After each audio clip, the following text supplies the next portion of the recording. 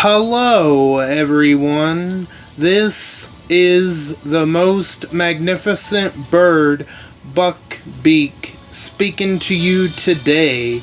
And in today's video, I'm back at it with another character review, and this character review will be on Gold Mythic Locke. And he is a part of the Gold Rush event that just came into the game. It kind of sucks that they have a Gold Rush event already, because the last Gold Rush event was over a month ago, maybe 2 months ago. That's hardly any time for anyone to save up any of the Gold Mythic tokens if you don't buy any of them. That's the part of this that sucks. But before we get into it, I hope all of you are doing good and staying safe out there. I'm doing good and I'm staying safe out there. So let's go ahead and not waste any more time and go ahead and jump into this character review, shall we? Locke, Day 1. His trait is tough, his role is control, and his allegiance is a member of Day 1. Now let's take a look at his stats. His attack stat is 10,332. His defense, 23,534. And his HP is also 23,534. Now let's take a look at his adrenaline rush. Playing either side, the recharge rate is 55 AP, so that's a little bit faster than most gold mythics. 2 enemies get confused for 2 turns. Heal this fighter for 100% of their max HP. Deal 25% of the living enemy's team's max HP as damage to an enemy, while on the defense team use attack stat instead. Okay, so we have a couple of things going on. So 2 enemies are going to get confused for 2 turns. That'll be nice, depending on who those enemies are.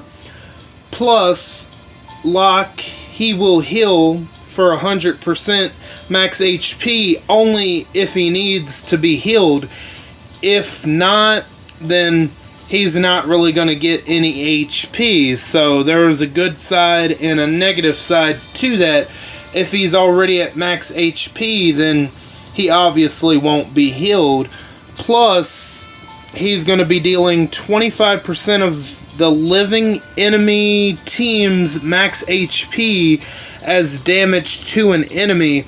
Now, depending on what type of team you're facing, you could be facing, like, for example, if you're coming up against the Telltale Season 2 Clementine, the tough Clementine, her leader skill is heavily HP involved, and depending on the total of the enemy's team max HP, he will be dealing that damage. And honestly, the potential for that damage could be really good. Honestly, it all depends on how much the enemy's team, how much HP they have all together.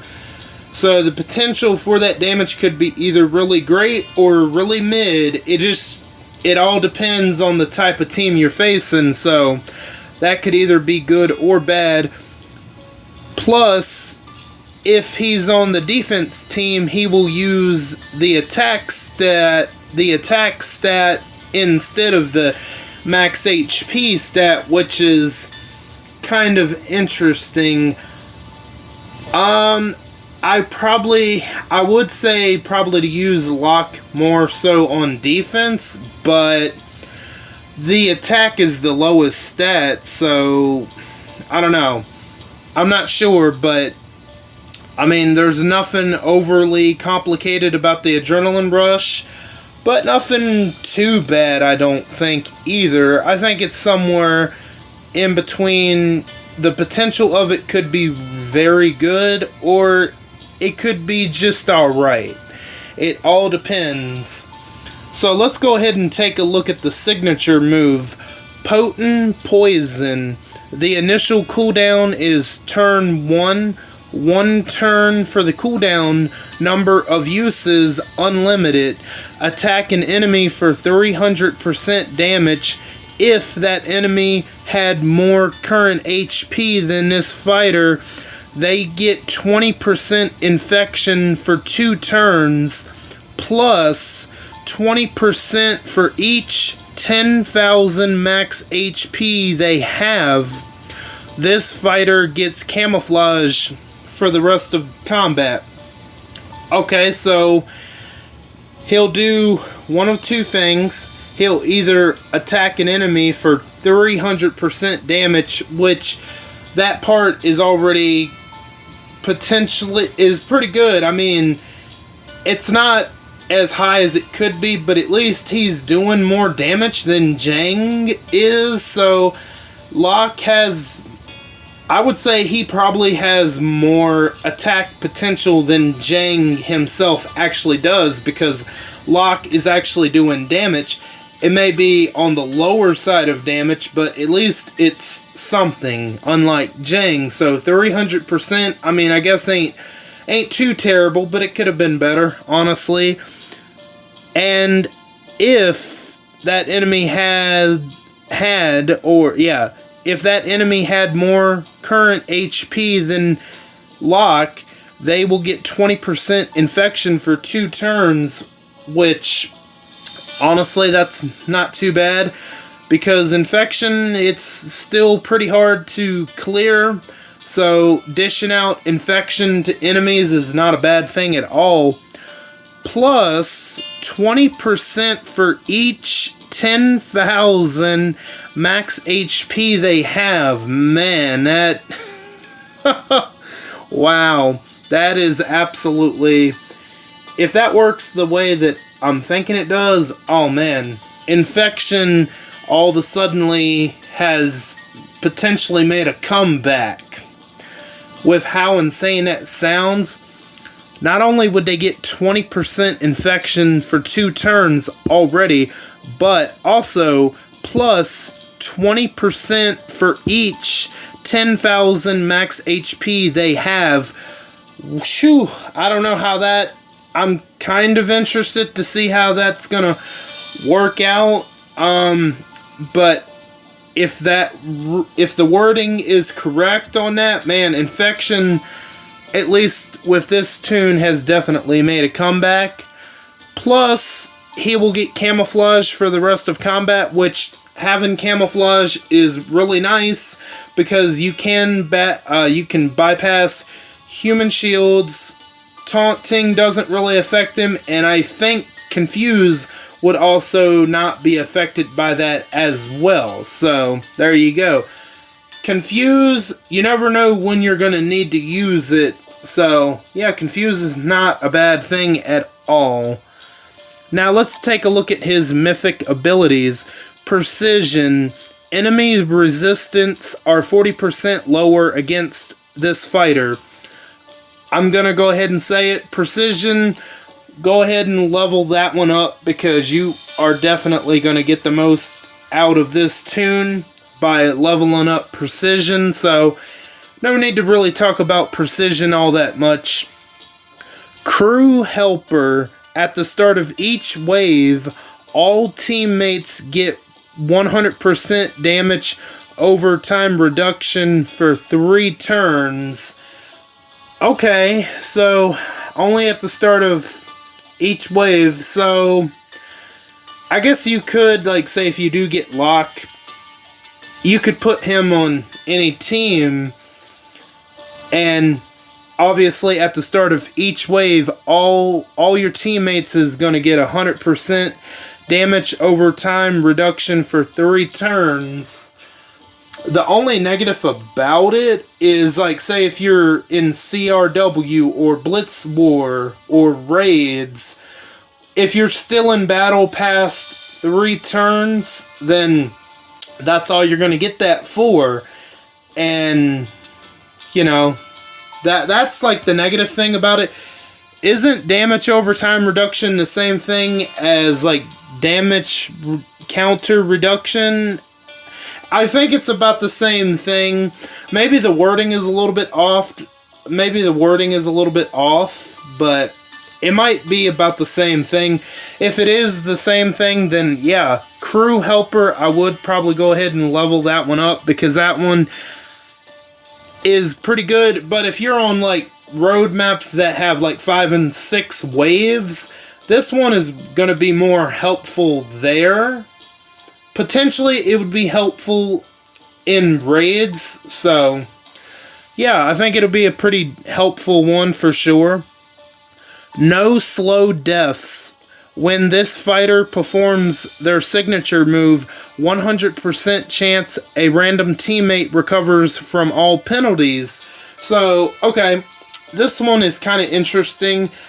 I would think about leveling this one up. It depends on the it depends on the penalties that a teammate would get. Say, like, stun, impair, infection, burn, bleed, confuse, taunt, you know, all the bad stuff. So whenever Locke is performing his his signature move, yeah, that will be a pretty good one, honestly, so I probably would go ahead and level that one up.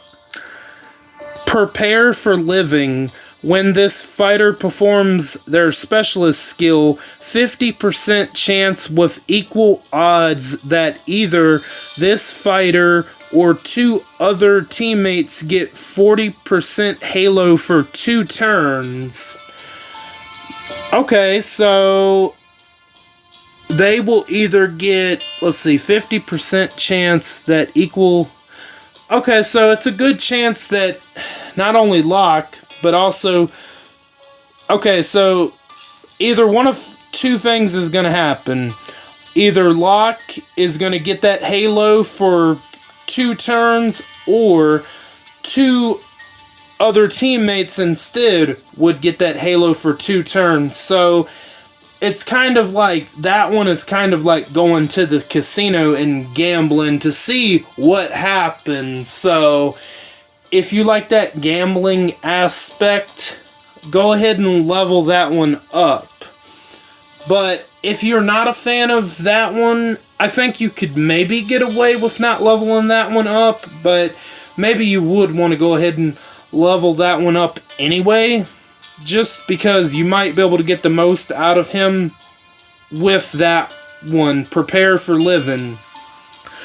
Let's take a look at his specialist skill, Bodyguard 2. Interesting. Bodyguard, not Bodyguard 1, but Bodyguard 2. While not stunned, the first 2 times each turn that an ally teammate takes 30% of their max HP from a single attack, rush, active, or signature skill, this fighter will take that damage instead. Damage transferred this way is reduced by 75%. So, okay, so it's not too crazy. Bodyguard 2, you know, Bodyguard 1 is already still pretty decent, but Bodyguard 2, he's just taking more of the damage instead of a normal bodyguard. Okay, so it's, I mean, that's not too crazy, I don't think. I mean, because with Eva and Ghost, I can tell you that I have faced a team with 2 bodyguard tunes in the team, and if I hit the right tunes, despite the bodyguard tunes, I can take out that whole team with Eva and Ghost signature move, which is really insane. But that's kind of a detriment to Bodyguard potentially, but it's most of the time pretty good. So yeah, Bodyguard, essentially he's just taking more damage than normal, which, I mean, that's not really too insane, to be honest. It depends on the situation. Again, Bodyguard could help you out, but it could also hurt you. Like, say if you have Eva and Ghost coming at you with their signature move, and if they hit the right tune, your whole team could just be dust in one turn, potentially. So, it all depends, but Bodyguard 2, that's kind of, not too insane. I mean, he's only taking more damage, a little bit more damage than he normally would, which, honestly, I don't think that's too crazy at all. Now, let's go ahead and take a look at his weapon. Locke's Vengeful Rifle, 40% HP, a huge bonus to AP when being a huge bonus to AP when being attacked. Taunt each turn. At the start of each turn, a random enemy gets taunt for one turn. Improved tough health. Up to 2 teammates get 10% bonus HP per turn for each tough teammate on the team. Okay, so I like here, unlike with Jang, I like what they did with Locke's weapon here with the HP stat. So they kind of got it right here, and here's what I mean. Unlike with Jang, in my opinion, does not have any attack potential, but they put 45% attack on his weapon, so when in reality they should have put defense or HP on his weapon. See here, they put HP when they easily could have put attack or defense, so they put HP, which, okay, I agree with that. That's actually pretty good. Plus the huge bonus to AP when being attacked. I mean, you could either go either way, tomato on that one. I mean, you could stick with the huge bonus to AP when being attacked, or you could change it out when that huge bonus to AP when you're dealing damage instead. You could go either or on that one. And then taunt each turn. At the start of each turn, a random enemy is getting taunted for a turn. I actually do like that one. I would say it's a negative because they're only getting taunted for one turn, but remember, it's happening each turn, so there's the potential if, say, I don't know, Peacekeeper, let's just use him as an example. If Peacekeeper is getting taunted the very first turn, you never know. He could get taunted again the next turn. Potentially, maybe. But it is to a random enemy, so the odds of that happening, the odds of the same enemy getting taunted 2 turns in a row, I don't know how high that is likely to happen. But regardless, an enemy getting taunted every turn for 1 turn, remember, that's every turn, so that's pretty good. Improved tough HP, I guess that one is okay. The most use you're going to get out of that 4th slot is if you surround Locke with a team full of tough tunes. And I guess if you're using him for defense, I guess that would be okay. But me, personally, I don't know if I like that. I don't know. But maybe a lot of you would like that because you could potentially put Locke in a team with Vance, Peacekeeper, maybe Omid, who are some other tough tunes? Oh man, I can't think of any right now off the top of my head, but if you were to surround him by very defensive tough tunes, then that's where the most usefulness of the weapon comes in at. But if you're not really using him around, a team around tough tunes, then I don't know how much mileage you're going to be able to get out of that 4th slot. But the HP, the 40% HP, they made the right call on that instead of giving him attack, which that would have been really dumb. They did that. That was dumb what they did with Jang's weapon. They should have gave him defense or HP. Instead, they gave him attack when he doesn't do any attack. Which, if they would have gave Locke attack, then I would be like, okay, I could understand it a little bit more, because Locke, unlike Jang, Locke is actually doing some damage. So I would be like, I'm saying if they would have done that, I would have been like, okay, I guess I can see where they're coming from, because he does 300% damage on his signature move, so there you go. That could have been reason enough alone to put attack on his weapon, but they probably didn't do that because of the HP potential, so I kind of like that, though. Now, as far am I going to be pulling for the Gold Rush? I probably am going to end up pulling for the Gold Rush, only because of 2 reasons, literally, that's it. Because there's roadmap requirements that you need to use Gold Mythic Locke, and then I just need level up points in the future. If I had plenty of if I had plenty of tunes that I could use for level up tournaments, I wouldn't even bother, because I'm outside of the roadmap requirements. I'm never going to use Locke again.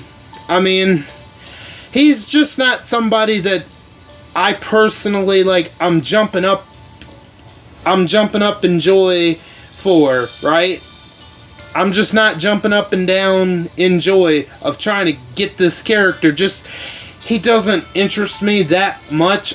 That doesn't mean he's not a bad tune. No, I still think the potential for him can be either really, really great, or it could just be okay. I don't think he's a bad tune, but he's not somebody I'm jumping up and down with joy to try to go for. But I'm only doing it for 2 reasons: the roadmap requirements, and eventually I'm gonna need level up points, and why not? I mean, because outside the roadmap requirements, I'm never gonna use him again. I mean, I guess his look is okay. The shirt is pretty interesting, but man, I don't, would I ever want to be in the game? No. I mean, if you want to sell your dignity, to be in the game, I mean, hey, more power to you, but I will be going for him nonetheless, just because I need those level up points and the roadmap requirements. So, yeah, I don't have much else to say. What are your thoughts on Gold Mythic Locke? Have you pulled for him? Are you planning on pulling for him? And if you have already pulled for him, how are you liking him so far? And whatever else your thoughts are on him, let me know down in the comments.